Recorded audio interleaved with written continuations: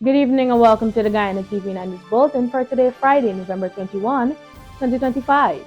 I am Faith Sandy. In headlines tonight, President Ali Good TUG evening. graduates. Guyana's future is powered by people, not oil. From mud to momentum, how community level projects are reshaping Guyana. President Ali outlines new accountability measures, social programs, and regional transformation plans in Region 6 address. Government weighing new support for parents of children with special needs. Say President Ali. Aggressive driving declared national crisis. Road Safety Month panel urges cultural reset. And teen's body found on Golden Fleece Beach, police probing suspected drowning. Now for the news in depth. At the University of Guyana's largest convocation in its 59-year history, President Dr. Mohamed Irfanal declared that Guyana's next developmental leap will be built not only on oil, but on excellence, announcing that the move towards free tertiary education must come with higher national standards, continuous training, and culture of lifelong learning. President Ali, addressing the record breaking cohort of nearly 3,600 graduates virtually, described them as the real engine of the nation's transformation. He reminded the gathering that even as Guyana experiences rapid physical growth, major infrastructure, expanding industries, and a booming economy, its most valuable resource remains people. And the strength of that human capital will define the country's global competitiveness. The president stressed that the government's push towards free tertiary education is not merely a social investment, but a national obligation that must be matched by excellence, discipline, and continuous upskilling. He warned that global industries are reinventing themselves overnight and urged graduates to commit to learning beyond the classroom to build a future-ready, innovation-driven Guyana. This is why we must build not only an economy of resources, but a culture of competence. You are the generation that will shape the workforce of a new Guyana, one that is globally competitive, technologically driven, and environmentally responsible. And that future will depend not on what you have learned, but on how willing you are to keep learning. The University of Guyana has laid your foundation, but what you do from this day forward, how you expand your skills, deepen your knowledge, and contribute to your communities will determine how far our nation rises. The journey of transformation is not a sprint. Minister of Education Sonia Parag applauded the graduates for pushing through demanding schedules, economic barriers, and personal trials to reach this milestone. She said their achievements place them at the heart of shaping Guyana's future as educators, engineers, innovators, and public servants, and urged them to lead with integrity, service, and a commitment to never stop learning. The ceremony, attended by faculty families and special guests, became a vivid celebration of national pride, resilience, and generational ambition under the theme of A Future Ready Guyana. The event highlighted not just academic achievements, but the civic responsibility and innovation required to steer the country through unprecedented transformation. Both leaders underscored a shared message. Convocation is not a finish line, but a launch pad. As Guyana advances into a period of rapid national change, President Ali and Minister Parag reminded graduates that their skills, values, and lifelong pursuit of knowledge are central to the country's next chapter. Faith Sandy, Guyana TV9 News. The government is examining new measures to ease the financial burdens on families caring for children with disabilities. President Dr. Irfan Ali says his administration is considering a special tax incentive or a direct cash transfer targeted specifically at these parents. We will also be we are working out a mechanism to give special tax incentives and special support for parents who have children living with disability. Because we know sometimes at least one of that parent would have to stay home to take care of that child. That was President Ali making the announcement during an outreach Thursday in Region 6, noting that many parents of children with special needs are unable to work full-time because of caregiving responsibilities. This latest consideration follows a series of support initiatives rolled out by the government, In August, President Ali disclosed plans for special tax incentives aimed at single mother households.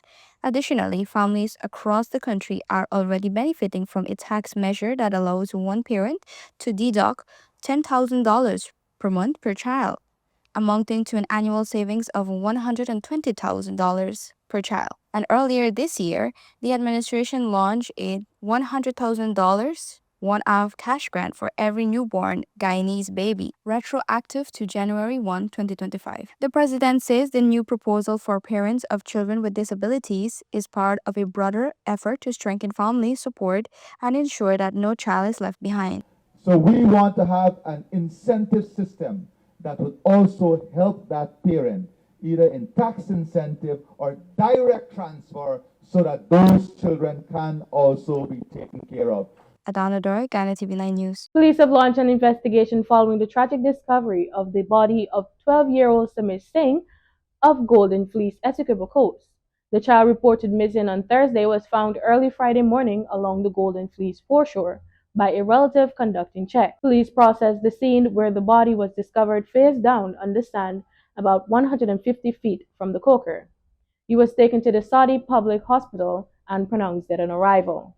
No foul play is suspected at this time, and a post-mortem examination is pending as investigations continue. Guyana is facing a rapidly worsening national crisis of aggressive and lawless driving.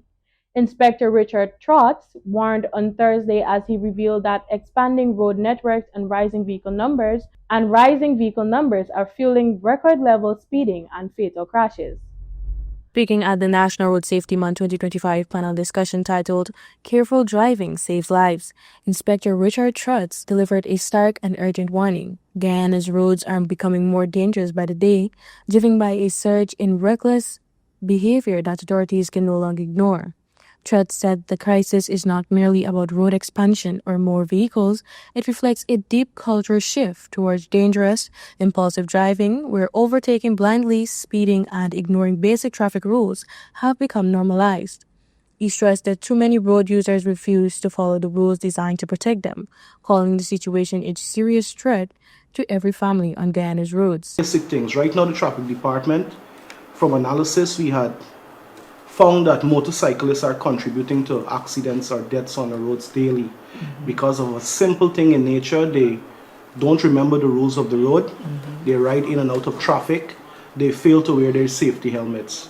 So once an accident occurs involving a motorcycle, there's a great chance of them being seriously injured or even dying as a result of an accident. So I'd like to implore on motorcyclist users, wear your safety helmet, observe the rules on the road, remain in the line of traffic, desist from moving in and out of traffic in between vehicles. Trutz revealed that the police traffic department has doubled its enforcement compared to 2024, issuing more than 15,000 speeding tickets under the new road safety intelligence system, a major push supported by the Ministry of Home Affairs, the Ministry of Public Works, and the national and regional road safety councils. Have increased the speed in which they drive. We have an aggressive culture as it relates from getting to one point to the next as fast as possible.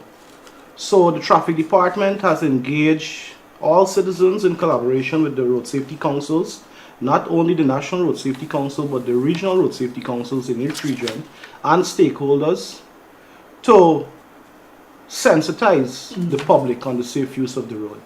And from the founding aspects of the traffic department, we know that we tie it along with education, enforcement, and traffic engineering. Also addressing the forum was National Road Safety Council Chairman Earl Lambert, who highlighted the council's expanding national outreach, including the rollout of new school road safety manuals and intensification of white night operations. These weekend efforts place advocates and police directly in entertainment areas, speaking with bar owners, patrons, and nighttime drivers to confront the dangers of drinking and driving. Initiative is there. For example, we talk to people about the 5 C's, and we tell them that, when an accident happens, it's not only the victim and the family alone, it's the wider community that will suffer. Indeed, so we are hoping that programs like these, even to this interview that you're doing, Right.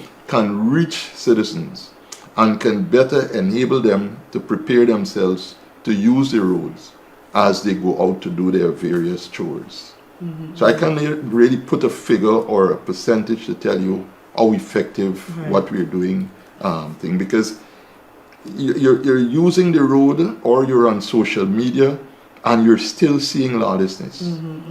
You know, so it's like you do and you feel that you're not doing enough. Right. You know, you just got to continue doing and hope that it can create an impact to lessen that lawless behavior. Lucille Bacchus of Mothers in Black, who lost her 2 children as a result of a horrific accident involving a drunken driver, also participated in the discussion, reinforcing the human cost of road accidents and urging drivers to slow down, stay vigilant, and remember how quickly a reckless moment can shatter lives. As Guyana enters the festive season, historically one of the deadliest periods, the panel appealed for a nationwide cultural reset. Drive responsibly, think beyond the moment, and recognize that every risky action can carry lifelong consequences. Faith Sandy, Guyana TV9 News. President Dr. Mohamed Irfan Ali delivered an extensive, people-centered address to residents of Region 6 this week, announcing a slate of new accountability measures, service delivery reforms, and social support programs meant to guide Guyana's continued transformation over the next 5 years. Speaking before a large midday crowd, the President, Dr. Mohamed Irfan Ali, reiterated that the government will remain rooted in direct engagement with citizens. He emphasized that the people are the foundation, center, and top of government, and reaffirmed that his administration's highest obligation is to hear and serve the people of Guyana with pride. The government's actions are focused on creating an enabling environment for citizens to achieve their potential, with several measures highlighted as having a direct positive impact on household finances and community life.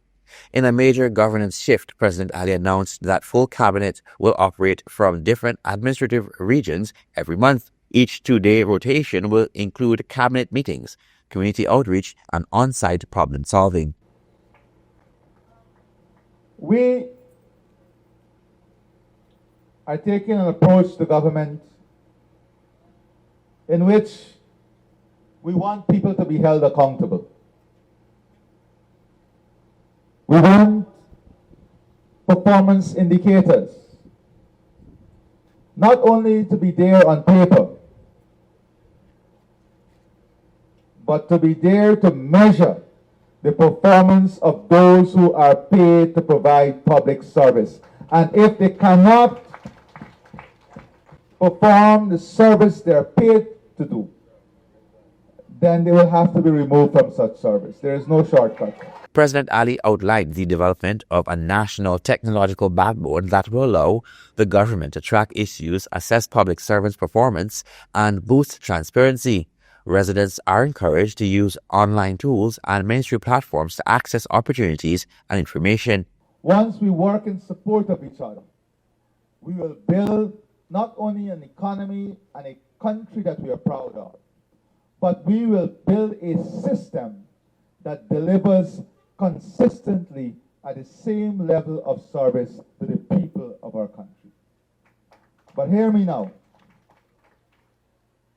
A system is only as good as the people who use the system.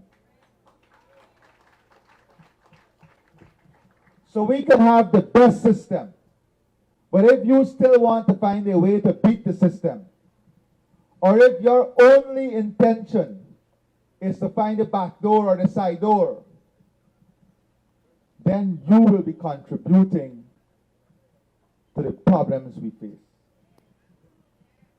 So you have a responsibility too.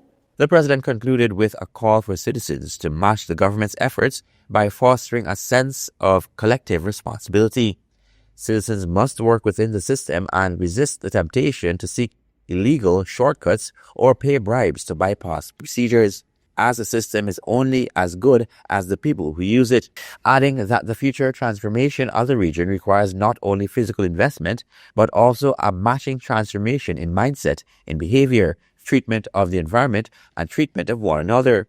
The goal is a future built on love, care, service, unity, and peace. Colwyn Abrams, Ghana TV9 News. A Tushan man has been sentenced to 18 years in prison for the 2021 killing of an amputee shopkeeper during a robbery. 24-year-old Colin Jackman, known as Junior, was sentenced on Wednesday by Acting Chief Justice Navendra Singh after pleading guilty last month. Jackman admitted he was part of a plan to drug and rob 59-year-old Keith Richard Howenkirk using a substance known as Molly. On October 23, 2021, Jackson and others lured Hohenkirk with drug-laced wine, then entered his home, tied him up, gagged him, and beat him before stealing cash, drinks, and snacks.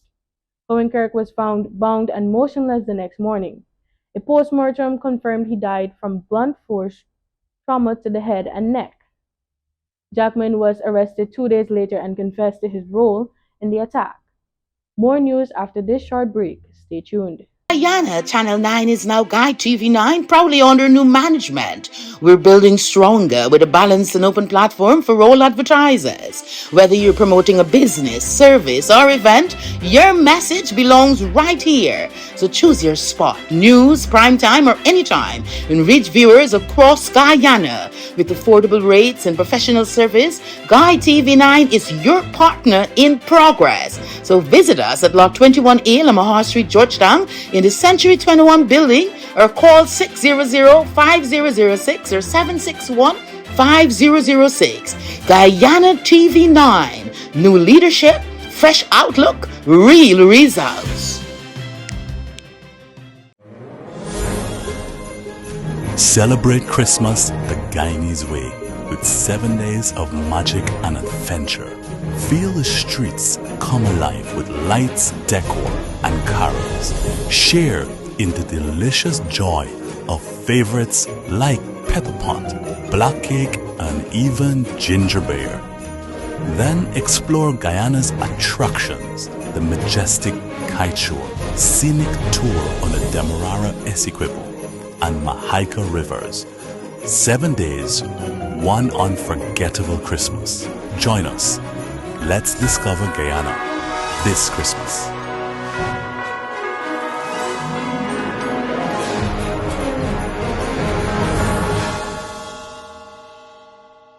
Want to place your death announcements and in memoriam messages on Channel 9? Call 592-761-5006, 710-5008, 600-5006.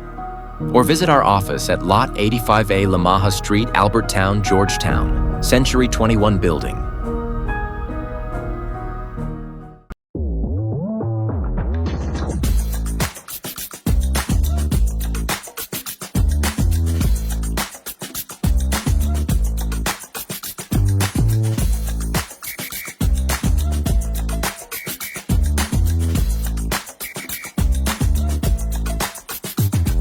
Guyana, get ready for Sundown 2025, the country's biggest electronic music and arts festival, featuring Danik from the Netherlands, Walshy Fire of Major Lazer, Lip Prince, creator of Reggaetronics, and Helang from New York. An open-air festival packed with massive light shows, art installations, and the main stage by the ocean. December 6th, Marriott Beachfront, Georgetown. Time, 3 p.m. till 2 a.m. Tickets available online at ticketgateway.com. Eventbrite and Potsalt. For physical ticket locations, visit BPM Guyana on all socials. Sundown 2025. Guyana's EDM movement starts here.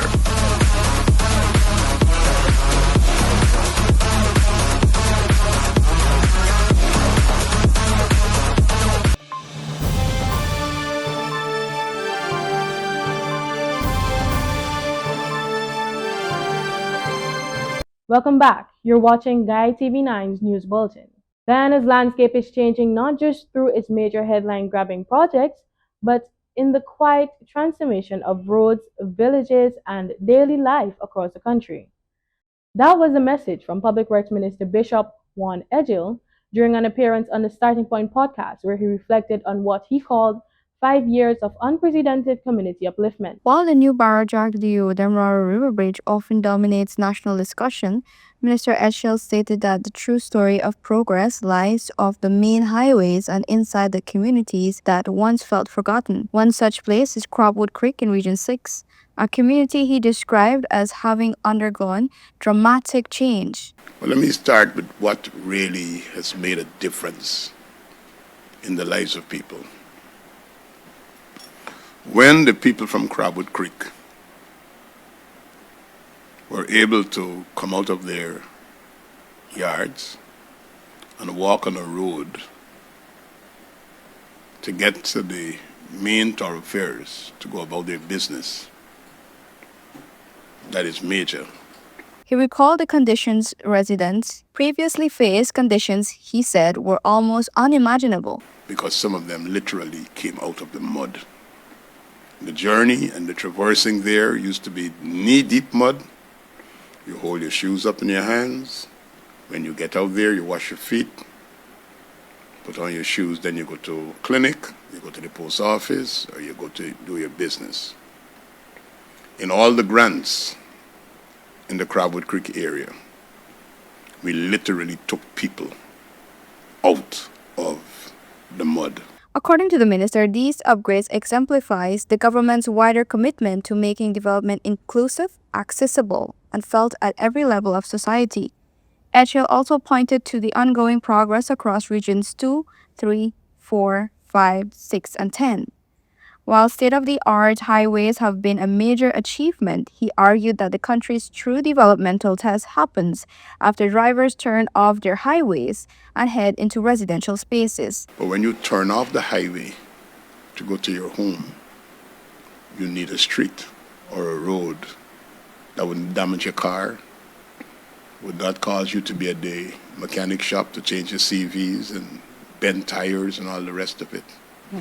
When we would have done work in every single local authority area, more than 5,000 engagements with contractors to deliver a fantastic community roads program. Think about how that has changed the lives of people. The minister noted that the same philosophy now guides work in the hinterland, where access to schools, health centers, ICT hubs, and school feeding program kitchens have significantly improved. Many of these villages once battled severe dust pollution, dust that frequently swept into classrooms, clinics, and kitchens, creating health risks during the dry season. Roads in these areas have since been upgraded from laterite to asphalted concrete or rigid pavement. Although not every road has been completed, priority has gone to the routes that mostly directly support education, healthcare, and community life. The minister stated, quote, "So they might be considered small, but it is what has made a significant impact in the lives of people." End of quote. As Guyana navigates its rapid growth, the government says these small projects are proving to be the foundation of which long-term national development is being built. One paved road and one transformed community at a time. Adana Dorek, and TV9 News. Across farming communities in regions 2, 3, 4, 5, 6, 9, and 10, farmers and fisherfolk are sharing how government support in 2025 is transforming their livelihoods. Through targeted investment, expanded assistance programs, and new infrastructure upgrades, the agricultural sector is being strengthened to improve production and resilience. Over the past several years, agriculture in Guyana has been steadily rising as farmers gain access to better tools, financing, storage facilities, and transportation networks. Enhanced farm-to-market roads, modern drainage and irrigation systems, and direct support services have helped producers reduce costs and expand output. With the government continuing to prioritize food security and rural development, farmers today are stronger, more confident, and more prepared to meet national and regional food demands. Listen as farmers and fisherfolk across the regions share their experiences, speak about increased access to fertilizers, seedlings, and fishing gear, better market linkages, faster transportation, and improved post-harvest handling. Most of the fisherfolks are people who've been vending day by day because this is a big relief. Seeing that the Christmas season is on, I think fisherfolks is very happy. Fishermen in the whole will be happy for this initiative that they can benefit from the catch grant, which the president stands his word. And I can tell you that the president is a man of his word. and I would stand for and vote for that, because what he's doing here is something that he already said, and he's doing it, and he's not playing around. Farming here in this land for over 60 years. Well, we really appreciate it because we use back some of them of our land. As you see, the land is under preparation right now. We use it to enrich back the soil because different fertilizer is for different type of crops. But we appreciate it. It helped a lot. Instead of going to your pocket to buy that, it was very beneficial. I was raised and born and grew up in Georgetown, and I was raised in Borbies. So that's where it got me a little bit more into farming. Well, I benefited tremendously through my rice farming, also my cash crop farming. I am also the chairman for the Britannia Chester Farmers Group on the west coast of Borbies. We have approximately 40 active members, and all of them gain from that same fertilizer distribution. Well, the difference from then to now, more so one of the main issue right now is climate change, but the government is trying to cushion that by helping farmers, giving back to farmers more. If not seedlings, fertilizer, pesticides. Also my farmer group we have received farming tools, a lot of farming tools, because we keep writing a lot. We've received tillers, received pesticides from them as of recently, even 600 black giant chickens recently from GLD, from my comrade Dr. Dilchan, who's a regional vet. So our farmers group, and from then to now, we've seen more improvements and more input for the farmers from the government than back in the days. Is there anything else you'd like to say? I would like to say kudos to the government, and I would like the government to continue doing what they're doing, the best in the business so far. I would like to say congratulations to our president, Dr. Irfan Ali. He's doing a tremendous job. He can continue, he should continue doing what he's doing. I used to do farming and grandparents and the rest of the family. And as we grew up and became teenager and adult, we keep doing the farming still. So I can't really tell you like how much years, but I said like as little girls growing up, we saw our parents and grandparents do farming, so we adapt that from them. But we plant watermelon, like you could see, this is a watermelon garden right now. And we do plant fine sweet, that is sweet pepper. We plant cucumber, we plant tomato. That is the most crop that we plant. Well, I feel real happy about the initiative that they're gonna give us. It will help us a lot because everything has price right now in buying things for garden, like drugs and even fertilizer. So I am happy that I received some previous already, and if the government is going to give us more, well, it'll be more happy to me. I will be more happy to accept.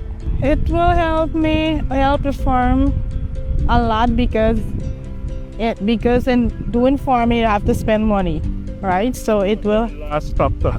And sometimes we lost crops, and sometimes disease come on your farm and stuff. Hard weather.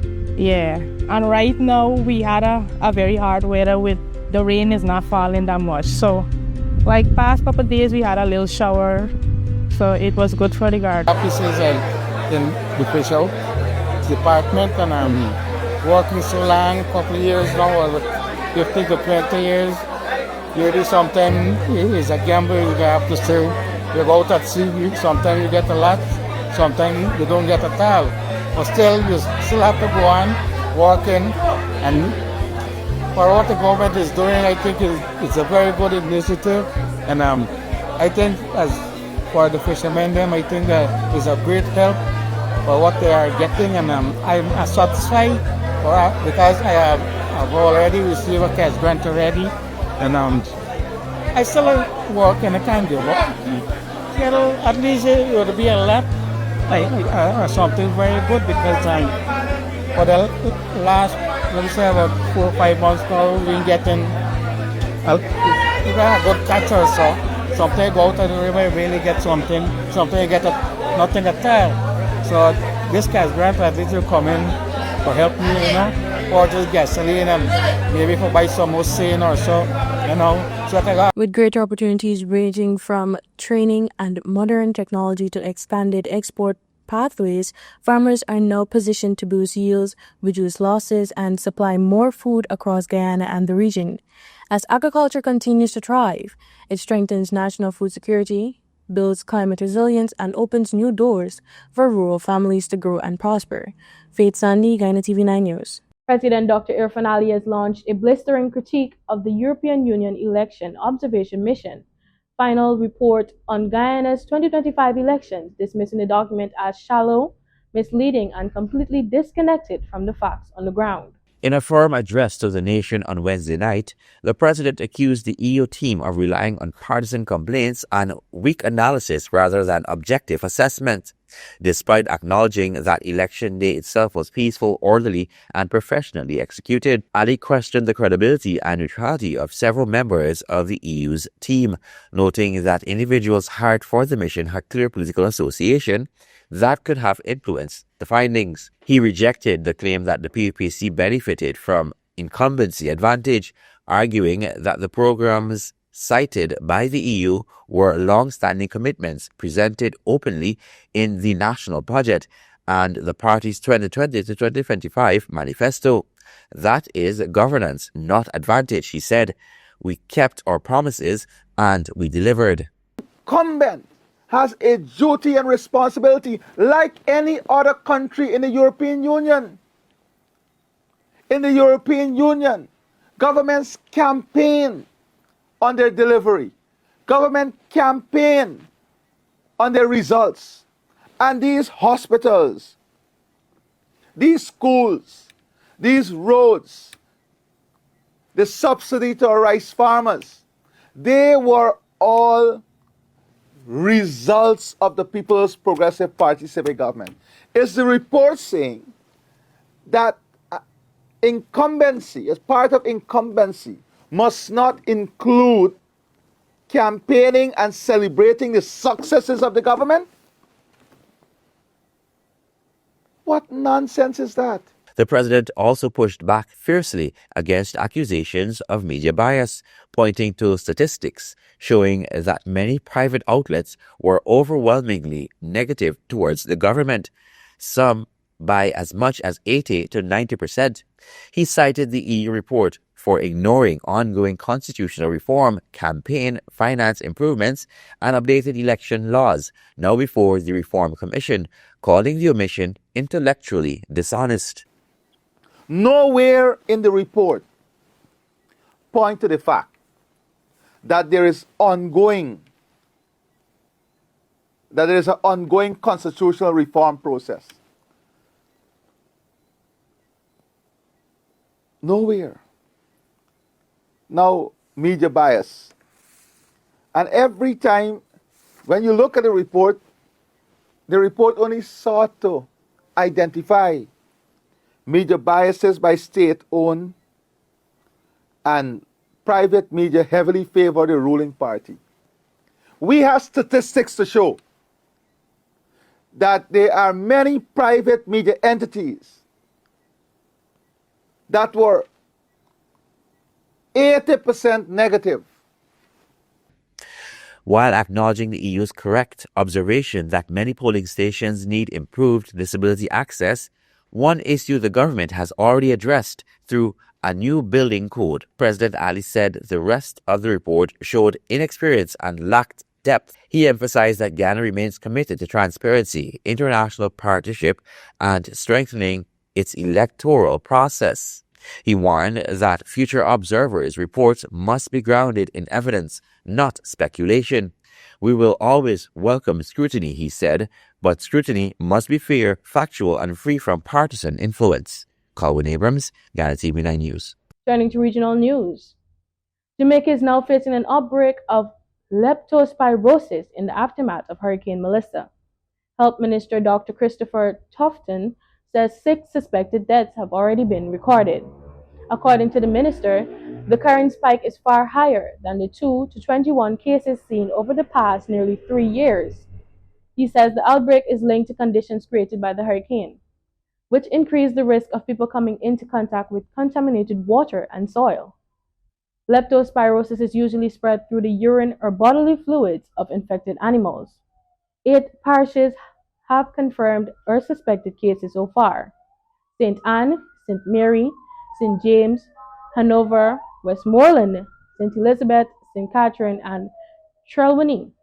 And finally, in tonight's newscast, some international news. Fatima Bosch Fernandez, representing Mexico, was crowned Miss Universe 2025 at the pageant's 74th edition in Nothonburi, Thailand. At just 25, she became the fourth Mexican woman to win the title. Bosch's final answer urging young women to believe in yourself, never let anyone make you doubt your worth, resonated strongly with the judges and audience.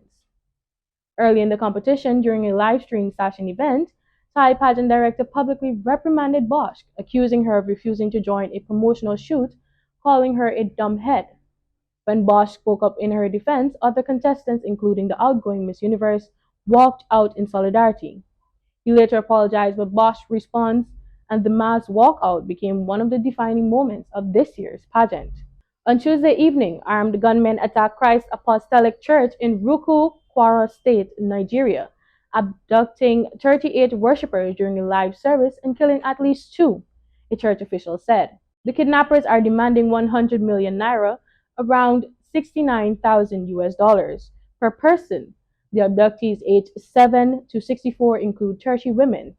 Families report the kidnappers are calling them using the victims' phones, demanding payment in groups. Security forces have been deployed, but no rescue or negotiation has been announced. And that has brought us to the end of tonight's newscast. Remember to check out our Facebook and YouTube platforms at GUY TV9 for more trending stories. I am Faith Sandy. Good night.